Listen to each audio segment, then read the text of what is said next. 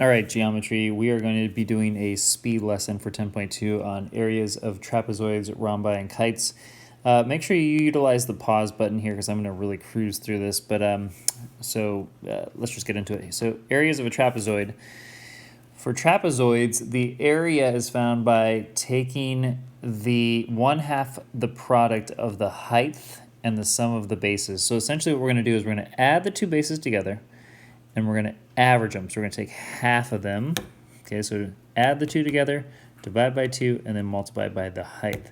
That is how you're going to find the area of a trapezoid. So make sure you get that into your notes. Example 1 here, notice everything's already filled out here, so I'm really going to kind of cruise through here and just kind of talk about what I did. But for example 1, it says find the area of the glass used to make the windshield. So notice this is a trapezoid. We have the two bases. We're going to add them together. And then we're going to divide those by 2 and multiply by the height of 38 inches. And that is how I got my answer here. So be sure to pause this, make sure you understand this, and then kind of keep cruising along. Example 2, we have these diamond earrings, or whatever they are, trapezoidal earrings. And notice these are trapezoids. They have a base of 2 and a base of 4. So you can add those together, divide by 2, and multiply by the height. The problem is here that we don't know the height, right? So to find the height, notice what I did there. I drew in some dotted lines, okay? And I knew that if I drew those dotted lines in, that what's left on this thing is the 2 centimeters here, which would mean that and one of the things that this didn't tell you is that this is a special type of trapezoid where I know that this and these two sides are the exact same. And the reason that I know that is it's called an isosceles trapezoid, and it's not listed here, but in your book it is listed.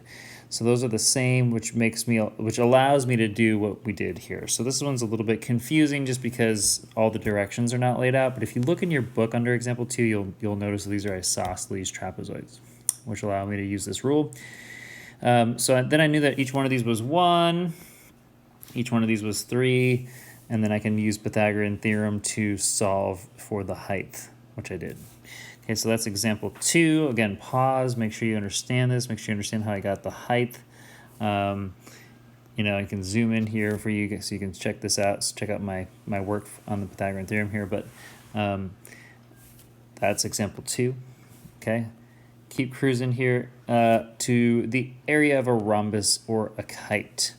So to find the area of a rhombus or a kite, we're going to take 1/2 the product of the diagonal. So we're going to take each diagonal, which again in this picture here, and I kind of drew out this picture of like why this whole thing works, and I'll talk about this maybe more in class. And you can notice that the Y section that's down here. Okay, so you can take a look at this and see if you can figure that out, but I'll also talk about it in class. But essentially, right now I just want to make sure that you understand how to find the area of a rhombus or a kite. And what you're going to do is you're going to take the diagonals, multiply them together. In this case, these are the dotted lines. And then you're going to divide those by 2. So you're essentially finding the average of the diagonals. And that is how you find the area of a rhombus or a kite. All right. And then for example 3, we just go ahead and try that out, right? So they gave me the 2 diagonals. We have 6 and 7. Notice here that 6 and 7 are only half, okay? It's kind of hard to tell that. I mean, it's hard to tell whether or not the 6, what I'm trying to say is it's hard to tell whether or not that 6 is this whole distance, right? Or is it just half the distance? Here it is only half the distance. I'll be pretty lenient in homework and tests and stuff if you have a misunderstanding as to like what the label is trying to say. I wish they'd label these a little bit better, but it's trying to say that that's half. Okay, so in this case, the whole diagonal is 12 and 14. So I took 12 times 14, divided it by 2, and I got 84. Okay, so that's example 3. Make sure to get that one in your notes. And then I'm going to have you do example 3b. Notice we have 2 diagonals here. They gave you the full length. You are going to multiply 16 by 9. You're going to divide that by 2, and there you have the area of this thing, which I want you to have in your notes.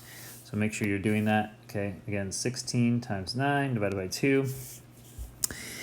You can also reduce this ahead of time.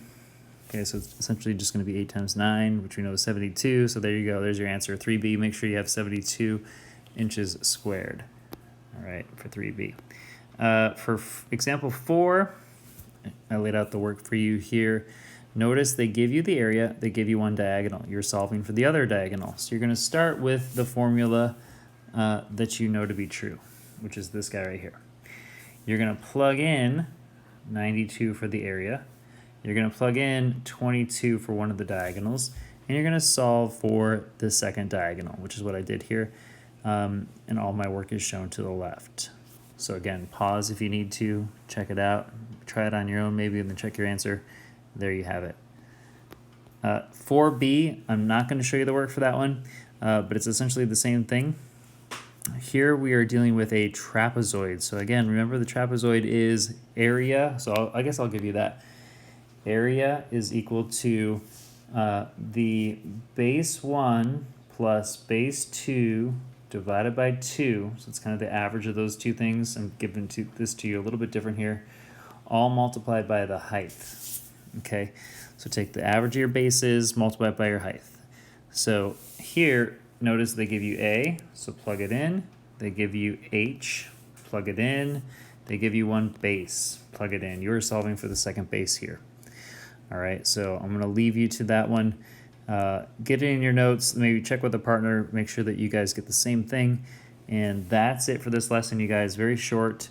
Go ahead and start on this. If you don't know your homework, I'm just going to have you do, if you don't have a homework sheet, I'm just going to have you do this, page 793, 1 through 21 odds. You can just use line paper, and we'll see you guys next time.